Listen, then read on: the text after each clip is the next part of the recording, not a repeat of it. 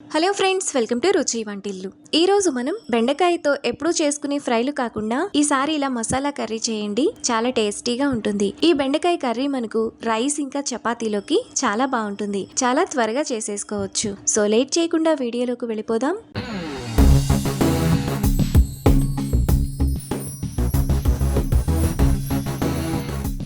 ముందుగా బెండకాయ కర్రీ చేసుకోవడానికి పావు కిలో బెండకాయలను 3-4 సార్లు బాగా కడిగి తడి లేకుండా ఆరబెట్టుకోవాలి. లేదంటే పొడి క్లాత్తో అయినా మనం తుడుచుకోవచ్చు. తరువాత బెండకాయలను ఇక్కడ చూపిస్తున్నట్టు ఈ విధంగా చిన్న చిన్న ముక్కలుగా కట్ చేసుకోవాలి. బెండకాయలన్నింటినీ ఇలా కట్ చేసుకున్న తర్వాత పక్కన పెట్టుకోవాలి. ఇప్పుడు మిక్సీ జార్ తీసుకొని అందులో చిన్న చిన్న ముక్కలుగా కట్ చేసుకున్న 2 టమాటా, 3 జీడిపప్పు, చిన్న దాల్చిన చెక్క, 3 లవంగాలు, చిన్న యాలుక్కాయ వేసుకొని మెత్తటి ప్యూరీలా మిక్సీ వేసుకోవాలి. టమాటా ప్యూరీని ఇలా వేసుకున్న తర్వాత పక్కన పెట్టుకోవాలి. తరువాత స్టవ్ మీద ప్యాన్ పెట్టుకొని అందులో 2.5 టేబుల్ స్పూన్లు ఆయిల్ వేసుకోవాలి. ఈ బెండకాయ కర్రీ చేసుకోవడానికి ఆయిల్ కొంచెం ఎక్కువగానే పడుతుంది. ఆయిల్ వేడైన తర్వాత ముందుగా మనం కట్ చేసుకున్న బెండకాయ ముక్కలు వేసుకొని మీడియం ఫ్లేమ్లో బాగా ఫ్రై చేసుకోవాలి.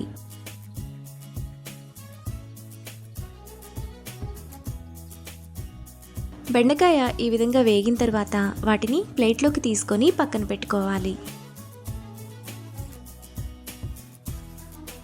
ఇప్పుడు ఇదే ఆయిల్లో 1 టీ స్పూన్ ఆవాలు, జీలకర్ర వేసుకొని ఫ్రై చేసుకోవాలి. ఆవాలు చిటపట్లాడిన తర్వాత సన్నగా తరిగిన 1 ఉల్లిపాయ, 2 పచ్చిమిరపకాయలు, 1 రెమ్మ కరివేపాకు వేసుకొని ఫ్రై చేసుకోవాలి.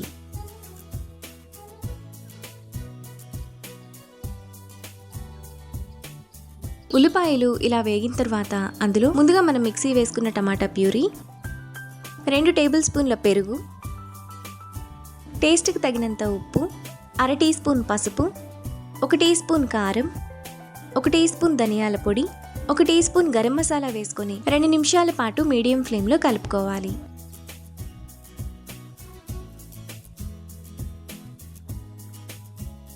ఇలా కలుపుకున్న తర్వాత అందులో 1/2 టీ స్పూన్ అల్లం వెల్లుల్లి పేస్ట్ వేసుకొని మసాలా బాగా వేగిపోయి ఆయిల్ అంతా సైడ్స్కి వచ్చేంత వరకు కలుపుకోవాలి. మసాలా ఈ విధంగా బాగా వేగిపోయిన తర్వాత అందులో ముందుగా మనం ఫ్రై చేసుకున్న బెండకాయ ముక్కలు వేసుకొని ఒకసారి కలుపుకోవాలి. ఇలా కలుపుకున్న తర్వాత అందులో 3/4 గ్లాస్ నీళ్లు పోసుకొని కలుపుకోవాలి. ఈ కర్రీ మీకు ఇంకొంచెం పల్చగా కావాలనుకుంటే ఇంకొద్దిగా వాటర్ని పోసుకోవచ్చు.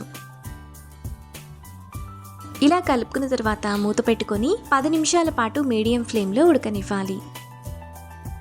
10 నిమిషాల తర్వాత మూత తీసి కర్రీలో సన్నగా తరిగిన 1/2 కట్ట కొత్తిమీర తరుగు వేసుకొని కలుపుకోవాలి.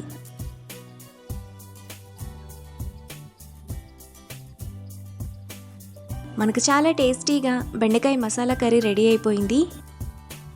ఇప్పుడు ఈ కర్రీని బౌల్లోకి తీసుకొని రైస్, చపాతీతో సర్వ్ చేసుకుంటే ఎంతో టేస్టీగా సింపుల్గా చేసుకునే బెండకాయ మసాలా కర్రీ రెడీ. ఈ రెసిపీని మీరు కూడా ట్రై చేసి మీకు టేస్ట్ ఎలా కుదిరిందో నాకు కామెంట్స్లో షేర్ చేయండి. ఈ వీడియో కనుక మీకు నచ్చినట్లయితే లైక్ చేసి, షేర్ చేసి, సబ్స్క్రైబ్ చేయండి.